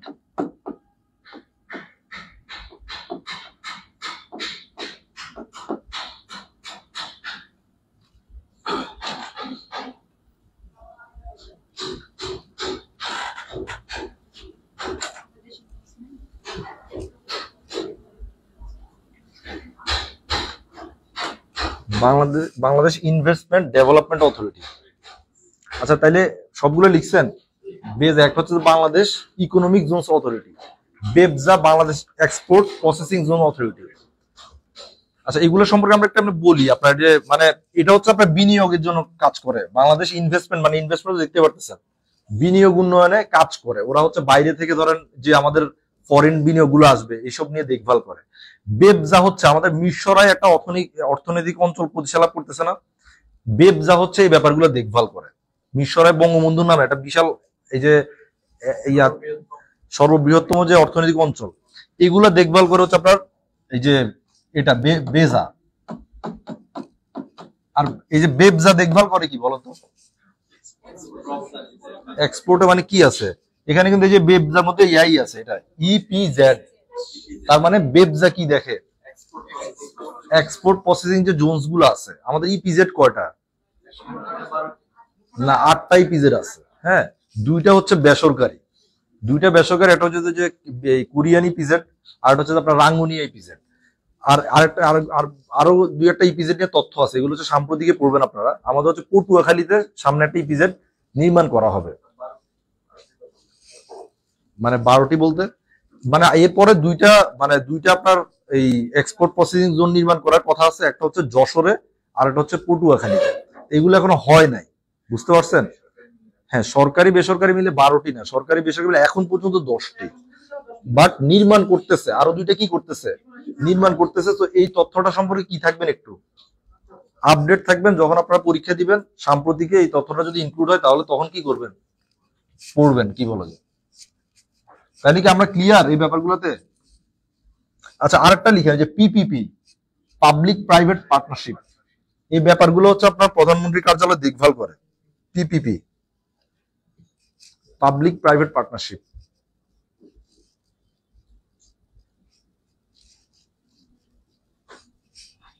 PPP মানে কি? মানে পিপিপির অধীনে কিন্তু অনেকগুলো কাজ হয়, এই যে পাবলিক প্রাইভেট মিলে আর কি। অনেকগুলো বিদ্যুৎ কেন্দ্র আছে।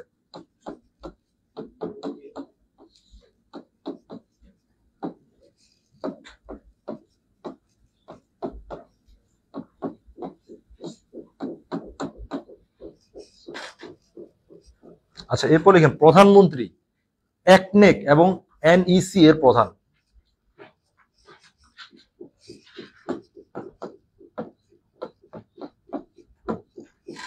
একটা হচ্ছে একনেক আর একটা হচ্ছে যে অর্থাৎ ন্যাশনাল ইকোনমিক কাউন্সিল, আর এটা হচ্ছে executive committee of national economic council. National economic council আর একটা হচ্ছে কি executive committee of national economic council. এই দুইটারই সভাপতি কে? প্রধানমন্ত্রী।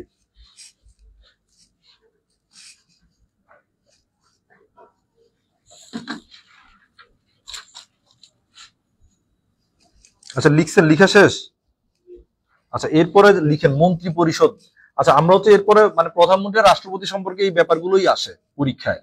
তো এরপরে আপনার ধরেন যে ব্যাপারটা ইম্পর্টেন্ট সেটা হচ্ছে মন্ত্রী পরিষদ। এখন আমাদের সংবিধানে 2টা ওয়ার্ড আছে, একটা হচ্ছে আপনার মন্ত্রী পরিষদ আর একটা হচ্ছে মন্ত্রী সভা। একটা কি মন্ত্রী পরিষদ আর এটা সভা। আমরা একটু দুই পাশে লিখবো, একটু আপনার খাতার মধ্যে এক পাশে লিখবেন যে মন্ত্রী পরিষদ, এক পাশে লিখেন আপনার মন্ত্রী পরিষদ, এইভাবে লিখেন মন্ত্রী পরিষদ লিখেন এক পাশে, আর এক পাশে লিখবেন মন্ত্রিসভা। ব্র্যাকেটে, এটা ব্র্যাকেটে ক্যাবিনেট লিখতে পারেন, ব্র্যাকেটে ক্যাবিনেট লিখতে পারেন। মানে অনেক ক্ষেত্রে কোশ্চেন আসে যে ক্যাবিনেট, ক্যাবিনেট দিয়ে কোশ্চেন আসে, ধরেন মন্ত্রিসভা লিখেন ক্যাবিনেট দিয়ে কোশ্চেন আসে। আচ্ছা, এরপরে এটার নিচে লিখবেন সকল মন্ত্রীদের নিয়ে গঠিত, সকল মন্ত্রীদের নিয়ে গঠিত মন্ত্রী পরিষদ, সকল মন্ত্রীদের নিয়ে গঠিত।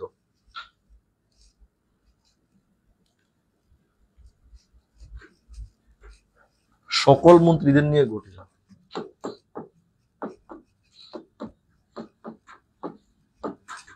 আর এটা হচ্ছে যে গুরুত্বপূর্ণ মন্ত্রী।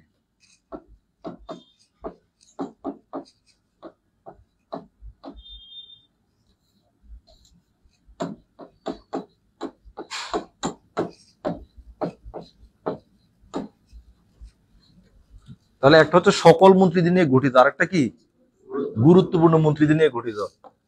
এটা হচ্ছে সংবিধানের 56 নং অনুচ্ছেদে, আর এটা হচ্ছে 55 নং অনুচ্ছেদে। একটু লিখেন নিচে দিয়ে, জাস্ট সংবিধানের যে দুইটা অনুচ্ছেদ, এই দুইটা অনুচ্ছেদ লিখেন।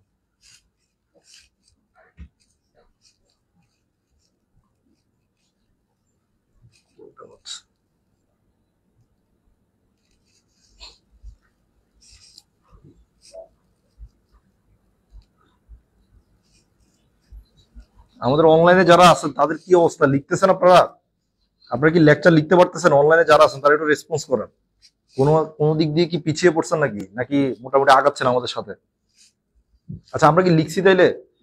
মানে এটা হচ্ছে প্রথমে কিন্তু আপনার মন্ত্রিসভা, হ্যাঁ, পরে হচ্ছে আপনার মন্ত্রী পরিষদ। এটা পরে লিখছি কারণ মন্ত্রিসভা হচ্ছে কি নিয়ে, মন্ত্রিসভাটা ছোট, মন্ত্রী পরিষদ কি বড়। মানে আপনার টোটাল যতজন মন্ত্রী আছে সব নিয়ে মন্ত্রী পরিষদ। দেখবেন যে আবার প্রধানমন্ত্রী শেখ হাসিনা অনেক ক্ষেত্রে অল্প কয়েকজন নিয়ে দেখবেন সংবাদ সম্মেলন করে, ডিসিশন নেয়, ওনারা হচ্ছে যে মন্ত্রিসভার, ক্যাবিনেটের।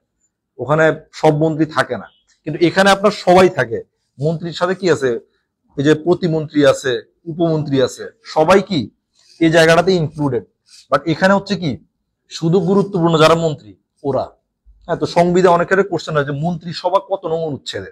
তো দুইটাই যেহেতু পাশাপাশি তখন একটা কি প্যাচ লাগে, এই জন্য একটু সংবিধানের অনুচ্ছেদটা মাথায় রাখবেন যে যেটা ছোট এটা হচ্ছে কত 55তে, আর যেটা বড় ওটা কোথায় 56তে। তার মানে বড় কোনটা, সভা হচ্ছে ছোট, পরিষদ হচ্ছে কি বড়। ক্লিয়ার? যারা অনলাইনে আছেন আপনারা ক্লিয়ার? আচ্ছা, এরপরে লিখেন যে বাংলাদেশের কেন্দ্রীয় প্রশাসন, কেন্দ্রীয় প্রশাসন মানে প্রশাসন ব্যবস্থা দিতে পারেন, প্রশাসন ব্যবস্থা, বাংলাদেশের প্রশাসন ব্যবস্থা।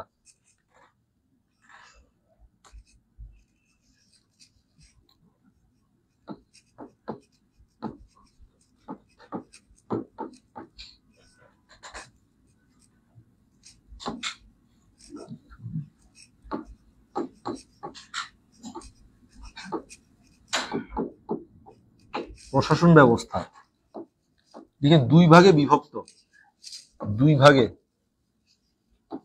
কেন্দ্রীয় প্রশাসন, স্থানীয় প্রশাসন। একটা হচ্ছে যে কেন্দ্রীয়,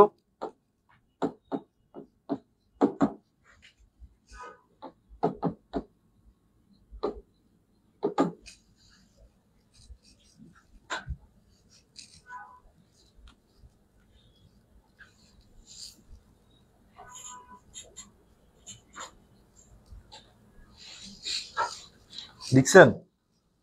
আচ্ছা, এরপর কেন্দ্রীয় প্রশাসন লিখবেন যে সচিবালয় ব্যবস্থা বাংলাদেশের প্রশাসনের স্নায়ু কেন্দ্র। কেন্দ্রীয় প্রশাসন বা সচিবালয় বাংলাদেশের প্রশাসনের স্নায়ু কেন্দ্র।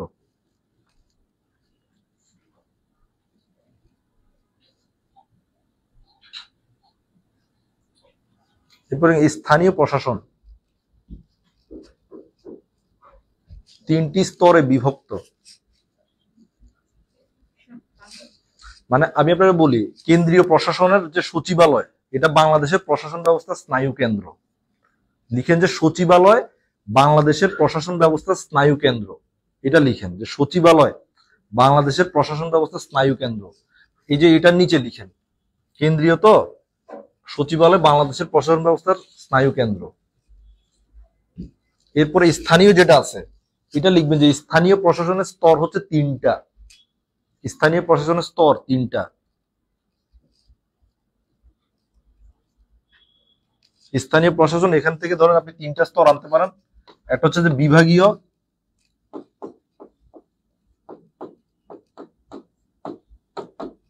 তারপর আরেকটা হচ্ছে যে জেলা, আর হচ্ছে উপজেলা। এগুলো সবগুলোর পাশে প্রশাসন লিখবেন। প্রশাসন, বিভাগীয় প্রশাসন, জেলা প্রশাসন, উপজেলা প্রশাসন। না, এই ইউনিয়ন পরিষদে আসতেছি। ইউনিয়ন পরিষদ প্রশাসন না, ইউনিয়ন পরিষদ হচ্ছে সরকার, বুঝছেন? ইউনিয়ন পরিষদ হচ্ছে সরকার। আমরা ইউনিয়ন পরিষদে যাব, মানে এখানে আসলে প্যাচটা লাগে। আপনার প্রশাসন ব্যবস্থার সর্বনিম্ন স্তর কোনটা? উপজেলা প্রশাসন, না ইউনিয়ন পরিষদ না ভাই।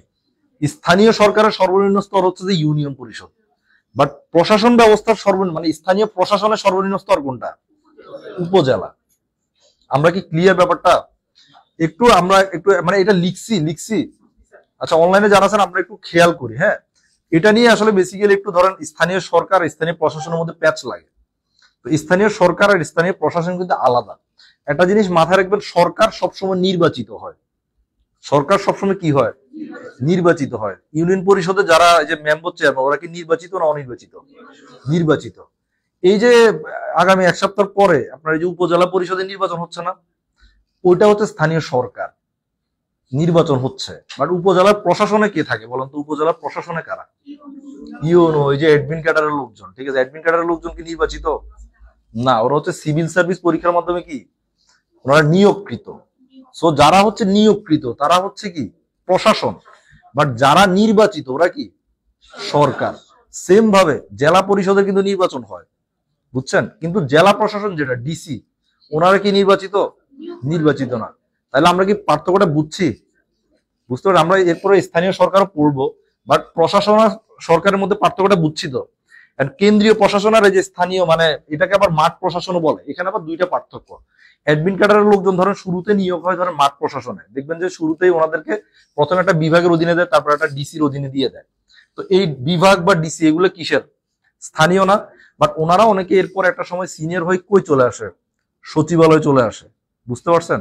স্থানীয় পর্যায়ে ধরেন যে পদগুলো, এগুলো আপনাদের লাগবে না, এগুলো যে ভাইভাতে গেলে আপনারা পড়বেন আর কি। ওখানে ধরেন আপনার এই যে ওনারা স্থানীয় পর্যায়ে যেগুলো থাকে, ধরেন সহকারী ম্যাজিস্ট্রেট, তারপর হচ্ছে আপনার যে ইউনো হিসেবে থাকে, ডিসি হিসেবে থাকে, বিভাগীয় প্রশাসন। বাট সচিবালয় চলে আসলে আবার কি সহকারী সচিব, অতিরিক্ত সচিব, যুগ্ম সচিব, তারপর আপনার যে সিনিয়র সহকারী সচিব, এভাবে হচ্ছে প্রমোশন পায়। বুঝতে পারছেন? বাট মাঠ প্রশাসনে থাকলে তখন আর সচিব না, তখন হচ্ছে কি ম্যাজিস্ট্রেট হিসেবে, সহকারী কমিশনার হিসেবে হচ্ছে ওনাদেরকে বলা হয়। সহকারী কমিশনার, সিনিয়র সহকারী কমিশনার হইলে আপনার ইউনো হয়। এগুলো আচ্ছা, এগুলো ভাইবার সময় পড়ে। তাহলে আমরা এই ব্যাপারগুলো ক্লিয়ার কিনা স্থানীয় কেন্দ্রীয় প্রশাসন নিয়ে? ওকে, প্রশাসন আর সরকারের পার্থক্যটা ক্লিয়ার? তাহলে সরকার সবসময় কি নির্বাচিত, কিন্তু প্রশাসন কি নির্বাচিত? তাহলে প্রশাসন হচ্ছে যে নিয়োগপ্রাপ্ত। আর স্থানীয় প্রশাসনের স্তর কয়টা? 3টা। দেখেন, স্থানীয় সরকারের আবার স্তর 3টা, বাট ওই স্তরগুলো হচ্ছে জেলা পরিষদ, উপজেলা পরিষদ, ইউনিয়ন পরিষদ। বাট প্রশাসনের স্তর থেকে? বিভাগ থেকে। একটা বিভাগীয় প্রশাসন, জেলা প্রশাসন, উপজেলা প্রশাসন। ওকে, আচ্ছা পাপিয়া তো কয়টা ক্লিয়ার স্যার, এক্সিলেন্ট। স্বাধীন জীবন বলছে যে ডান।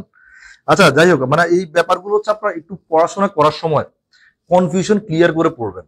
হ্যাঁ, তাহলে হচ্ছে আপনি ধরেন মানে পরীক্ষার হলে আপনার অত এদিক সেদিক চিন্তা করা লাগবে না আর কি। এবং পিএসসি আপনারা যদি একটু জেনারেল নলেজের কোশ্চেন দেখেন, এই বছর যে কোশ্চেন করছে ভাই, পিএসসি চাচ্ছে ধরেন আপনার আগের মতো যে মুখস্থ ব্যাপার স্যাপার নিয়ে আপনি আসেন এরকম না। পিএসসি চাচ্ছে আপনি স্মার্ট হন। আপনারা যারা হচ্ছে এই যে বিসিএস টিসিএস দিবেন, আপনারা একটু 45তম বিসিএস এর রিটেন কোশ্চেন গুলো একটু দেখবেন। হ্যাঁ, পিএসসি কিন্তু আমি এই যে 43, 44, 45 একটা রিটেন দিছি তো, বাট 43, 44 একই ধাঁচে ছিল, কিন্তু 45 এসে কি চেঞ্জ হয়ে গেছে, টোটালি চেঞ্জ হয়ে গেছে প্রশ্নের প্যাটার্ন। একটা সময় ধরেন বাংলাদেশ বিষয়বলিতে আমরা এই যে এই রিটেনে বাংলাদেশ বিষয়বলি ধরেন একটা সেট আসতো 1 নং, 1 নং এর মধ্যে মনে করেন যে এই যে ক নাম্বার একটা দিত, তারপরে খ নাম্বার দিত, আবার গ নাম্বার দিত। ধরেন এটা হয়তো 5 মার্কের, এটা 5 মার্কের, এটা 10 মার্কের, এরকম। কিন্তু এবারে একদম বাংলাদেশ বিষয়বলি একটা কোশ্চেন দিছে, ওইটাই কত মার্ক? 20 মার্কের। বুঝছেন? এবং এইটাতে মার্কস পাওয়া কিন্তু কি কঠিন, কারণ আপনি ওখানে 5 মার্কের একটা লিখলে, ভালো লিখলে আপনার 4ও দিতে পারে, ঠিক আছে, 3-4 মানে 3 তো মিনিমাম দেয়, বুঝলেন, তখন কিন্তু আপনি এখানে একটা 20 মার্কের কোশ্চেন লিখলে, ভালো লিখলে আপনার হয়তো 12ও দিতে পারে, আবার ধরেন আপনি খারাপ লিখলে 8-9ও দিতে পারে, বুঝছেন। এই জন্য হচ্ছে মানে এখন আপনি যদি একটু মানে, এবং প্রশ্নটা একটু দেখেন, একটা কোশ্চেন দিছে যে পতিত জমি, যে আমাদের যে জমি পতিত হয়ে যাচ্ছে, এটা কিভাবে হচ্ছে আপনি মানে এটা উদ্ধারকরণে কি ভূমিকা নেওয়া যায়, এরকম আপনি যদি একটু মাথায় যদি চিন্তা ভাবনা না করেন, পেপার পত্রিকা না পড়েন, তাইলে আপনার কিন্তু এই জিনিসগুলো আসবে না ইনস্ট্যান্ট। এবং বাংলাদেশ বিষয়ে আপনারা হয়তো এখন পিলি দিচ্ছেন, এই যে অনেকে, আমি এর আগে বলছি যে অনেকে লিখতে পারতেছেন না, ভাই রিটেনে আপনার ভাবার টাইম নেই। আমরা যখন ধরেন ভাগ ভাগ করে আসতো, তখন ধরেন এই যে 6 দফা, আপনারা তো 6 দফাটা পড়ছেন পিলি, 6 দফা ধরেন, 6 দফার জন্য 6 দফা একটা টিকা দিছে মনে করেন, 5 মার্কের কোশ্চেন, তো আপনি 5 মার্কের জন্য সর্বোচ্চ টাইম পাবেন 6 মিনিট লেখা। হ্যাঁ, তো 6 দফাটা ধরেন, 6টা যে দফা আছে, সেই দফাগুলো লিখতে তো 6 মিনিট লাগে, লাগে না ভাই? এর মধ্যে ধরেন এটা প্রথম কবে প্রকাশ করছে, এটা যদি আপনি একটু ব্যাকগ্রাউন্ড দেন, যে ওই সময় মানে বাংলাদেশ অরক্ষিত হয়ে পড়ছিল পাক ভারত যুদ্ধের কারণে, তখন হচ্ছে মানে বঙ্গবন্ধু যে কারণে 6 দফাটা বেসিক্যালি উত্থাপন করে আর কি, ওই সময়টাতে এটা আপনার পড়ছে। আপনার কি মুক্তিযুদ্ধে ক্লাস হয়েছে? মুক্তিযুদ্ধে মানে 6 দফাটা আসলে বেসিক্যালি যখন ওই যে পাক ভারত যুদ্ধ হয়, হ্যাঁ, ইয়ার সাথে আপনার এই যে তাসখন্দে একটা চুক্তি হয়েছিল না, ওই সময়টা পরে হচ্ছে এই যে পাকিস্তান, আমাদের দেশের কোনো নিরাপত্তা ছিল না, পাকিস্তান সব সৈন্য কই নিয়ে গেছে, পশ্চিম পাকিস্তানে নিয়ে গেছে, নিয়ে যাওয়ার পরে আমরা তো কি, আমাদের সীমান্ত অরক্ষিত হয়ে পড়ছে, ভারত যদি চাইতো তাহলে আমাদেরকে ওই সময় কবজায় নিয়ে ফেলতে পারতো। তো এই ব্যাপারটা উপলব্ধি করে বঙ্গবন্ধু হচ্ছে ওই যে প্যারামিলিশিয়া বাহিনী যে গঠন, এই জিনিসটা ইনক্লুড করছে 6 দফায়। যাই হোক, আচ্ছা, এটা পরে আলোচনা। আমরা তাইলে মানে আপনার এই আপনাদেরকে কি ব্যাপারটা আমি বুঝাইতে পারছি যে এখন আসলে কি ওয়েতে প্রিপারেশন নেওয়া লাগবে। এবং আপনি পিলির কোশ্চেনটাও হচ্ছে দেখবেন, প্রচুর সৃজনশীল কোশ্চেন আসছে এবার, আগের মতো ধরেন একদম ওই যে প্রিভিয়াস ইয়ারে কোশ্চেন দেয় নাই। একটা ব্যাপার হচ্ছে প্রিভিয়াস ইয়ারে কোশ্চেন দেয় নাই, এবছর কাটমার্ক কমতেছে, কারণ জেনারেল নলেজে প্রিভিয়াস ইয়ারে কোশ্চেন দেয় নাই। বিসিএস এর আপনার কাটমার্ক বেসিক্যালি ডিপেন্ড করে জেনারেল নলেজের উপর। জেনারেল নলেজ কোশ্চেন যদি ইজি হয় তাইলে কাটমার্ক অনেক বেশি, যেটা হচ্ছে লাস্ট 2 বিসিএস এ 43 এবং এই যে 44 45 সেম। কিন্তু আপনার জেনারেল নলেজ এবার একটু কি হয়েছে, টাফ কোশ্চেন হয়েছে। বাংলাও যদিও টাফ, কিন্তু জেনারেল নলেজ একটু টাফ হওয়াতে আপনি এই যে ভূগোলের 4-5টা কোশ্চেন টাচ করা যায় না, একটা ডিগ্রি বের করতে দিছে। কোশ্চেন গুলো দেখবেন, প্রিপারেশন নিতেছেন বিসিএস এর, কোশ্চেন গুলো দেখবেন। আপনারা যারা বিসিএস এ যে এখন প্রিপারেশন নিতেছেন, অনলাইনেও যারা আছেন, এখন যারা প্রিপারেশন নিচ্ছেন, আপনার প্রধান কাজ হচ্ছে আগে বিসিএস এর কোশ্চেন ব্যাংক পড়া, বুঝছেন। মার্কেটে হচ্ছে কোশ্চেন ব্যাংক, ভালো কোশ্চেন ব্যাংক আছে, যদি মানে অনেকেই বলে ভালো কোশ্চেন ব্যাংক, এখন আমার কাছে মনে হচ্ছে প্রিসেপ্টরস এর কোশ্চেন ব্যাংকটা, ওই কোশ্চেন ব্যাংকটা ভালো। একটা কোশ্চেন ব্যাংক রাখবেন আপনি, কোশ্চেন ব্যাংকটা পড়ে এরপরে আপনি হচ্ছে প্রিপারেশন নিতে যান, কারণ তখন আপনি বুঝতে পারবেন যে আসলে আপনি কোনগুলো পারেন কোনগুলো পারেন না। আপনার বেসিক ভালো হলে আপনি অনেক সাবজেক্ট খুব ভালো করবেন, আবার বেসিক খারাপ হলে কি অনেক সাবজেক্ট অনেক কঠিন লাগবে। তা আমরা কি প্রিপারেশন কিভাবে নেবেন এটা বোঝাইতে পারছি, শুরুটা কিভাবে করবেন? ওকে।